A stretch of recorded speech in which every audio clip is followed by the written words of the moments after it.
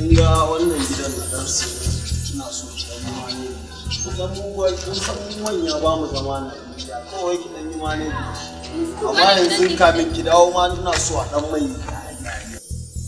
yara a canza mai fenti haka dan yi mani ina da kin san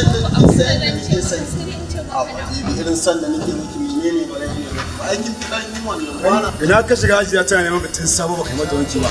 halin sau uku yana turuwa kiran ka yayi zuciya ma ya fita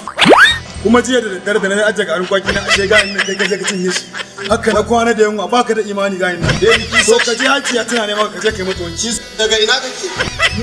okay ba gane na ba daga ina kake ni za ka lalla sai ga za ka shigo hajiya ta uku alhaji ma yi zuciya ni wannan ma ba ma yau za ka san wai daga ina cewa baka san ni ba daga ina wannan shi ke na dama a ciki za ka shigo ci ga saman za ka shigo ci ga saman yanzu dama duk abin da kake faɗa min ƙarya kake wannan mutanen burin ƙarya da kake mun ka sai min gida dama duk ƙarya ne dama ƙarya kake mun to wallahi da kai ba ni ba ka baby ko a hanya nan ko a hanya ka gani aba baby dan Allah da ka tafi aba baby